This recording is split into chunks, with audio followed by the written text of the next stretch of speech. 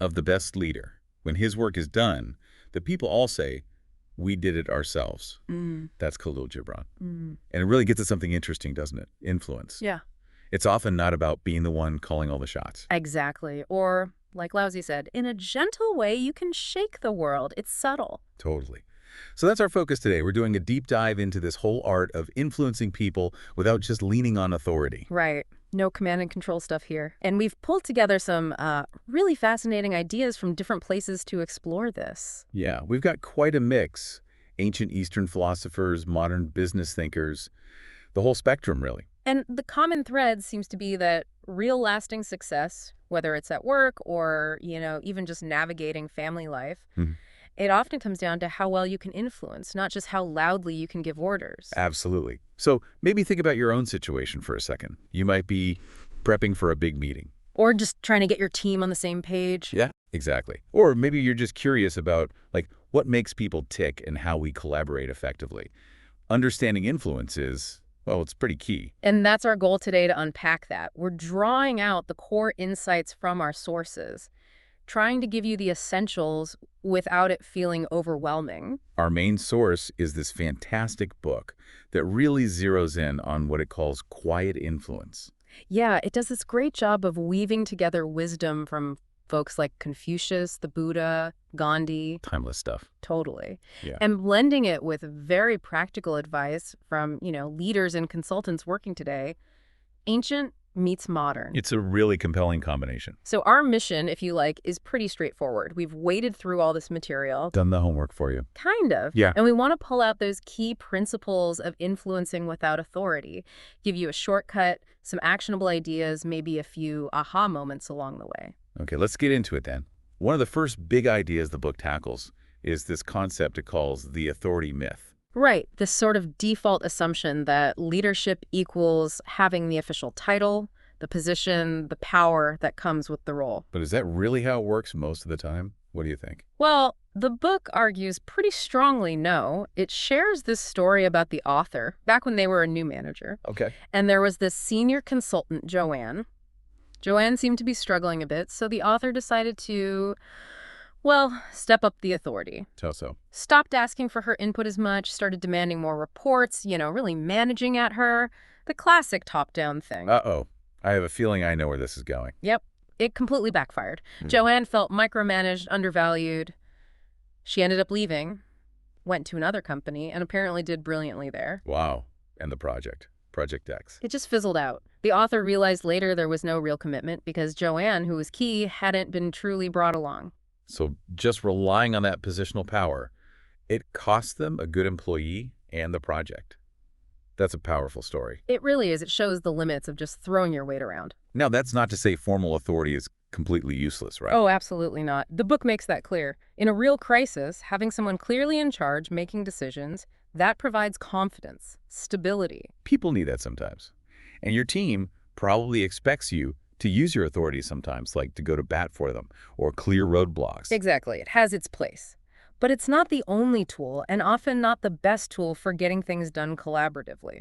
Okay, so if influence isn't just about having that formal power, what is it? What are we actually talking about here? The book defines it as the art of getting things done by engaging and guiding others, working with them collaboratively without having to pull rank. Engaging and guiding. I like that. It sounds much more human. It is, and it's definitely not about manipulation or being overly persuasive in a pushy way. Right. Or that idea of just like doing favors constantly so you can cash them in later, like keeping a little tally sheet.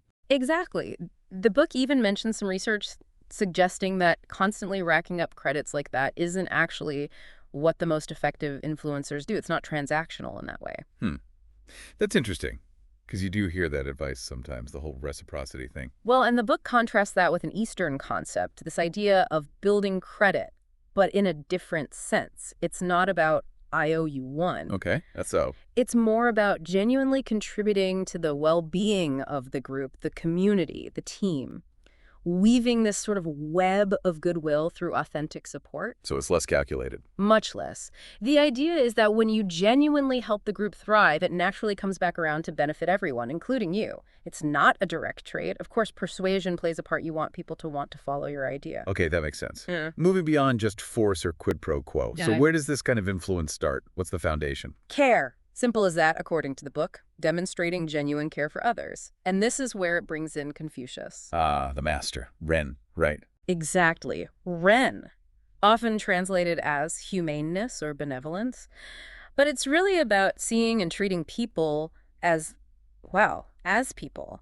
Ends in themselves, not just means to your own end. Not just resources to be managed. Precisely. It's shifting your perspective from just the task to the actual human beings involved. The book mentions this lovely phrase from the Analects, something about a neighborhood suffused with a humane spirit. Lyriman. Yes, Lirin. And Lirin, the neighborhood isn't just your street. It can be your team, your professional circle, your whole network. So Lyrin is about creating that kind of environment where people actually look out for each other. That's the idea, creating a space, physical or metaphorical, where that humane spirit, that Ren, is present. Imagine how that changes the dynamic. Yeah, completely. And Confucius has this other great line, something like, a humane person helps others study themselves because they wish to study themselves. Okay, unpack that a bit. It's about empathy, really. Understanding what others need by looking at what you need. Making an analogy from what is close at hand, as he put it. What makes you feel supported? What makes you feel valued? Chances are, others feel the same way. So connect your own needs to understanding theirs. Exactly. And the link to influence, the book says it's direct. Being humane wins hearts. It builds trust. And when people trust you and feel cared for, they're much more likely to collaborate, to contribute, to help get things done. It sounds so simple, but also quite profound. It leads directly into the first quiet influence practice the book outlines, actively demonstrating care for your colleagues. Now I can hear the objection already. Hang on, work is work. It's about results, profit, not making friends. Sure, the book acknowledges that pushback, but it counters with a fundamental truth. We're social creatures. We need to belong. Like that quote from Seishin Nagan, the 11th century Japanese writer. Yes. There is nothing in the whole world so painful as feeling that one is not liked. To ignore that basic human need at work. Well, the book argues it's a huge mistake if you want to have any real influence. He shares that story about the manager, the one who thought his only obligation was pay, desk, laptop. Right, the transactional manager. And then he'd apparently complain that his dog was the only one who seemed to genuinely like him. Kind of sad, really. But it makes the point, doesn't it? If you only focus on the transaction, you miss the whole human dimension. And that's where influence lives. The book gives some great practical examples of what care looks like.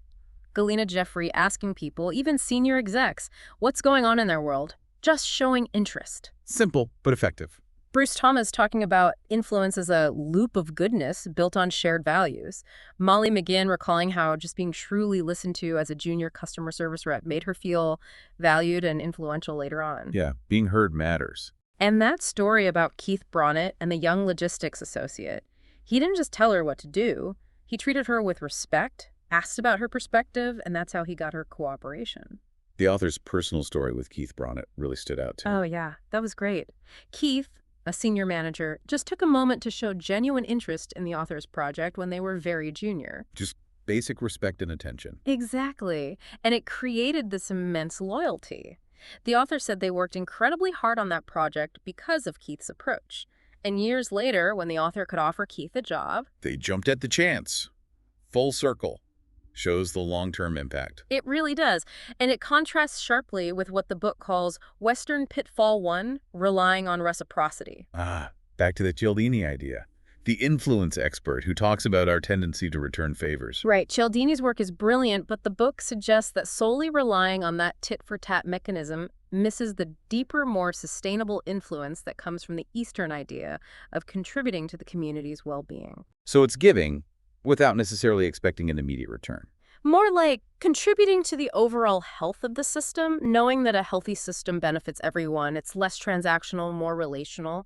There was that story about Yang Hu challenging Confucius, wasn't there? saying he was selfish for not seeking power, despite talking about humaneness. Yeah, it shows that this concept isn't always easily understood, even back then. It's not about immediate personal gain, but about adhering to a principle of care. And the final story in that section about the author and Barbara from marketing. Oh, the conflict resolution one. Yes, the author was upset, ready for a confrontation, but Barbara just listened, asked questions, helped the author figure out their own concerns, didn't get defensive. And it just diffused the whole thing. Completely. That act of care, of active listening, turned a potential fight into understanding. It shows how powerful that can be, especially when things are tense. Okay, so care is the bedrock. But what about when people disagree? When they push back? Influence isn't just about everyone agreeing all the time. Absolutely not. And that leads to the next practice, encouraging others to voice objections and doubts. Handling objections. This sounds familiar from, like, sales training. It is, but the book approaches it through some interesting Eastern texts, like the Yoga Masita and the Zhuangzi. The Yoga Vasiya, that's the one with Prince Rama. Exactly. This massive ancient Indian text where Prince Rama is basically in despair and he just constantly questions and argues with his teacher, It Vasita. doesn't sound very cooperative. But the book points out that Rama's constant objections are actually presented as a vital part of his learning. It shows he's deeply engaged, wrestling with the ideas. So objections aren't necessarily rejection. They can be engagement. They can be. Someone pushing back might be trying to understand better or testing the idea. It's not always negative. The book mentions that standard technique for handling objections: encourage, question, confirm, provide, check. Yeah, the classic ECCPC model from sales and coaching. It's a useful framework. But then it brings in the Zhuangzi, which is Different. Very different. Ancient Chinese text. Much more poetic, paradoxical. There's this wild quote about a good leader thinking they're an animal, and that true virtue means never criticizing. never criticizing. How does that work? Well, Zhuangzi's perspective seems to be that trying to force things, trying to impose your will or constantly point out flaws is often futile, like trying to carve a river out of an ocean. You can't force genuine change. Right. And he makes this observation about animals. They don't seem to carry the kind of negativity, the resentments and constant complaints that humans do. So maybe adopting a less judgmental stance. Could be part of it. Less focus on fault finding, more on understanding the natural flow of things, perhaps. Tracy Hewlett, the consultant, had a point about influence requiring smarts. Yes. Understanding others' perspectives, figuring out what they actually need to know, not just dumping information. Tailoring your approach. And the story about Mimi Bennett, that was lovely. Wasn't it her belief that everyone can do everything? Just that fundamental trust in people's potential. And how she encouraged the author by just saying, go ahead, to their ideas. That kind of empowerment, letting people run with things, is hugely influential in fostering growth and participation. This connects to another pitfall: learning about rather than from. Right. Using Rumi's poetry and the boogeyman parable, the point is, people aren't objects to be analyzed. You learn from them through relationship, not just about them by observation. Seeing the person, not the problem. Exactly. Rumi's idea of silent presence, knowing someone through their effect on you, it's a deeper connection. Marian Thier's coaching approach is interesting too. Asking what others need to know about you to communicate better. Yeah, and asking them about their styles. It flips the script. It's about creating shared meaning, not just transmitting information one way. How often do we actually do that? Not often enough, probably. And finally, that anecdote about the presentation where Frank disagreed strongly. Oh yeah, and Joe's advice. Go along with that guy on one thing, right away. Just find one point of agreement. And it turned Frank from an opponent into an ally. Instantly. Just making him feel heard and validated on something small shifted the entire dynamic. It shows how acknowledging objections constructively can be incredibly powerful. Okay, so we've talked about care and encouraging participation even when there's disagreement. What about people who seem like outright adversaries? Ah, yes. That brings us to Quiet Influence Practice 5, Walk with the Devil, which sounds dramatic. It does. Is it about making deals with actual devils? No. It's drawing on the Mahabharata, the huge Indian epic. The idea is converting adversaries into allies by finding aligned interests, rather than just seeing them as enemies to be crushed. Shifting perspective again. Exactly. And the story used to illustrate this is amazing Princess Savitri and Yama, the god of death. Right. Yama comes for her husband. Yes. But Savitri doesn't just despair or fight futilely. She engages Yama in conversation, she praises his virtue, speaks wisely, respectfully. And strategically earns boons from him, little concessions. Precisely. Until eventually, through her skillful dialogue and alignment with his own sense of righteousness, she persuades him to grant her husband's life back.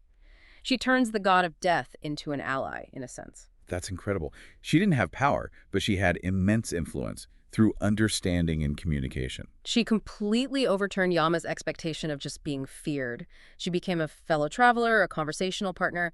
The point is, many people we see as enemies might just be adversaries open to being flipped if we find that common ground. Finding the aligned interest. Yes. And Ken De Loretto's point is crucial here, too. When you're stuck at an impasse. Part of it might be your own doing. Right. Realizing that gives you power because it means you can change your approach and potentially change the whole situation. Focus on what motivates the other person. Don't just give up. Okay, moving on. Practice 6 is about backing those who take the lead, supporting others. Yes, and this draws on Sima Qian's records of the Grand Historian looking at the founding of the Han Dynasty in China. With Emperor Gaozu, who apparently wasn't the most obviously impressive candidate. Exactly. You had these brilliant military minds like Han Xin, clever strategists like Xiao He. Gaozu seemed, well, a bit rough around the edges compared to them, but he ended up on the throne. Why? The book highlights Han Xin's own assessment. Han Xin admitted Gaozu wasn't his equal in military skill, but Gaozu's rival, Xing Yu, despite his own strength, couldn't effectively use talented people. Gaozu could. So Gaozu's strength was in enabling and supporting others, recognizing and using talent. Precisely. It wasn't just about his individual abilities, but his ability to lead and leverage a strong team. It highlights the critical role of those who support the person nominally in charge. Reminds me of that book, The Power of Followership by Robert Kelly. Yes. Kelly argues that good followers aren't passive sheep. They're active participants, often the real engine driving things forward. Leaders need effective followers to succeed. So being a good follower is actually an influential role in itself. Absolutely. Wesley Lewis' point about humility often increasing with seniority fits here, too. The best leaders often shift from holding on to power to sharing it, enabling others. Like that total quality management idea of the leader facilitating from outside the circle. Right, empowering the team. And Kelly's research finding that the #1 differentiator for star performers wasn't IQ or anything, but initiative. Stepping up, taking action to support the goal. Exactly. But that can be tricky, as the subarctic survival exercise story shows. The woman with the relevant experience who wasn't heard initially. Right, because she wasn't assertive enough at first. It highlights that tightrope, especially for women or people in junior roles. Yeah. How do you show initiative and contribute strongly without being labeled as too aggressive? It's a tough balance, finding that sweet spot of supportive impact. Definitely, which leads nicely into the next practice, dealing with aggression more directly. Quiet influence practice 7, fight softly. Okay, fight softly. This comes from The Tale of Genji, Murasaki Shikibu's masterpiece. Yes. And this isn't about winning popularity contests. It's about being effective when someone is coming at you aggressively. The book uses the character Tamakazura. Right. She's in a terrible situation, abusive foster father, facing assault. She can't win with brute force. So what does she do? She uses a kind of social jujitsu. She accepts the power imbalance, works within the system's rules, and subtly maneuvers to improve her position and safety. It's about finding leverage within the constraints. Strategic, not confrontational. Exactly. And Karen Gendell's point connects here. People without formal power often waste energy fighting for it, instead of focusing on influencing team performance despite lacking it. And she mentions that social style, relentlessly pleasant plus competent, often being effective, especially for women facing that doormat or bitch dilemma. Yes, like physical jujitsu, lean into the attack, use their momentum, throw them off balance, maybe metaphorically with the smell. It's about effectiveness. When asked, why do I have to be the nice one, what was Corinne's response? Basically because it works. It's about choosing the communication style that gets your message heard and achieves the outcome you want. It's pragmatic. Which contrasts with the pitfall here, collecting admirers. Oh. Using Genji himself as the example. Right. Genji is charming, but driven by this constant need for admiration, it's ultimately self-absorbed, not about genuine connection or influence. And the cautionary tale of Georgina at Forum. Yeah, needing admiration so badly, she started fabricating results, which led down a very dark path to fraud. Real influence isn't built on needing constant praise. Okay, so much focus on interacting with others, but what about managing ourselves? Crucial. That's Quiet Influence Practice 8, Rule Yourself, drawing on Gandhi and Heinz Swarj. Rule yourself. Contrasted with thinking power over others is happiness. Exactly. It starts within. The book shares the author's own experience at a conference, getting angry about perceived injustices, colonists, and letting that anger block any constructive action. We've all been there, letting emotion take over. For sure. And Gandhi's concept of Swaraj self-rule being the essential prerequisite for Heinz Swaraj home rule or independence is so key here. You can't effectively change the outer world if you're not in charge of your inner world. That's the core idea. Taking responsibility for your own reactions, your own state. Like in that dialogue from Hind Swaraj where Gandhi argues the British didn't take India, the Indians effectively gave it to them through their own choices and divisions. Wow, that's a provocative framing. Taking responsibility. It shifts the focus inward. Are my actions contributing to the problem or the solution? The story about W. Edwards Deming confronting the GM CEO. Yes. Standing firm on his principles, speaking truth to power even when it was uncomfortable. That comes from inner conviction, from ruling yourself. This ties into mindfulness, doesn't it? It does. Being present, observing your thoughts without being swept away, the idea that you are not your mind. Whether drawing from Hindu concepts like Atman or Buddhist ideas of no fixed self, it's about creating that inner space. And redefining powerful, not as domination. But as succeeding together, collaboration over coercion, a fundamentally different view of power. Okay, practice 9 talks about persistence, doing the daily work. Yes, with persistence and focus. Referencing the Buddha and the story of the wheel-turning monarch. And this challenges the idea of mindfulness being just a personal navel-gazing thing. Right. It's about bringing that focused awareness into the work, into the daily grind, like the Buddhist monk's practice of establishing mindfulness in action. The wheel-turning monarch story. Mm-hmm. The good king had this wheel gem. Symbolizing righteous, consistent rule. He did his duties diligently. Then the later king ruled on whim, ignored the poor. And the kingdom declined. The gem disappeared. Exactly. The wheel gem wasn't magic. It was a symbol of the consistent performance of duty, the daily work. It sounds like Jim Collins' flywheel concept. Very similar. Good to great. Progress comes from consistent, small pushes in the same direction, building momentum, not one giant shove. Steady effort. Which connects to the pitfall. Regarding mindfulness as purely personal, the book uses a metaphor, tides, sharks. What keeps us moving forward isn't just our individual effort, but simply the swimming together.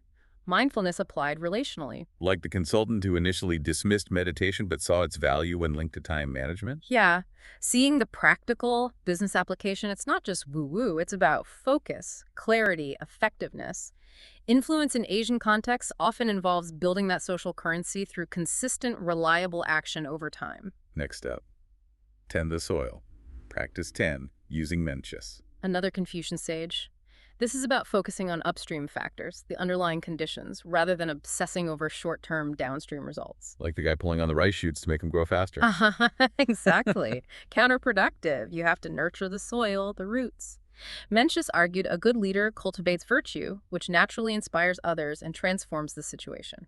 So focus on creating the right conditions. Yes. Like the book Strategic Speed talks about focusing on the people factors upstream. Clarity, unity, agility, get those right, and the speed, the results, tend to follow. The author's experience at Forum, where the culture had those factors, made them resilient. That's the example given. A strong underlying culture helped them weather storms. It's about tending that soil. Okay, almost there. Practice 11. Be present with Zen Master Jugen. And contrasted with running from shame, which refers back to that embarrassing story the author shared. Oh, calling the video designer by the wrong name repeatedly in a launch meeting. Cringeworthy. Totally relatable, though. Shows how easily we can check out, especially when uncomfortable. Dugan, founder of Such Zen, emphasized just sit shikantaza. Profoundly simple, yet deeply about being fully present. Like the teachings about the Tenzo, the monastery cook. Yes. Bringing meticulous attention, care, and presence to every task, no matter how humble. Doing it yourself with full awareness. And being present allows for effective action. That's the connection. Calm attentiveness lets you see clearly and respond appropriately. After the disastrous meeting, the Appa took Connie's advice. Go toward the conflict. Face it directly. Yes. Engaged with the team, the clients addressed the issue head-on because they were present to the reality, not running from the embarrassment. Which is even harder with remote work. Definitely. Requires more conscious effort. The tips on empathy, storytelling, authenticity, warm communication online, all about creating presence despite distance. Finally, practice 12. Knowing when influence isn't possible, walk away. Drawing on the philosophical novel, Hey Bin Yasun, and contrast it again with collecting admirers. Hey, the self-taught philosopher on the island. Right. Develops amazing insights alone, tries to share them with educated society. And they reject him. They're stuck in their dogma. Exactly. So Peg Streep's point, sometimes quitting, letting go is the wisest, though hardest path.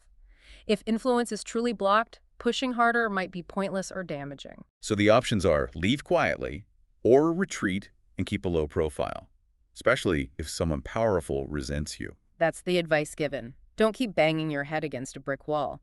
Andre Alfonso's point about conformity sometimes hindering innovation in certain cultures adds another layer, too. Right, the contrast with Western individualism allowing for more outside-the-box thinking sometimes. Ultimately, it's about working with the currents, like the Rig Veda suggests, not making waves just for the sake of it.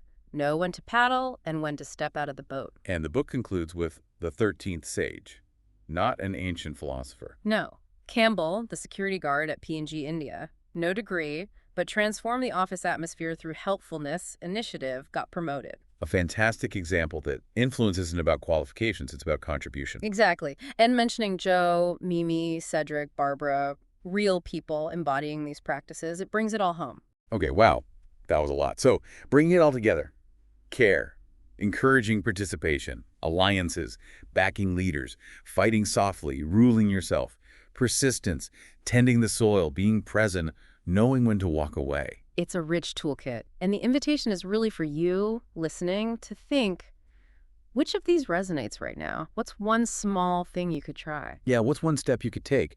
And here's a final thought to chew on. Considering that mix of Eastern community focus and Western individualism we touched on, how might your own cultural background shape your influence style? And could borrowing from other perspectives make you more effective? That's a great question. This deep dive really is just scratching the surface. If any of this sparks something, definitely explore these thinkers and ideas further. Absolutely. Because the core message seems to be that influence is learnable, it's accessible, it's not some magic power reserved for the people at the top. It's about human connection, understanding, and working together. Anyone can cultivate it.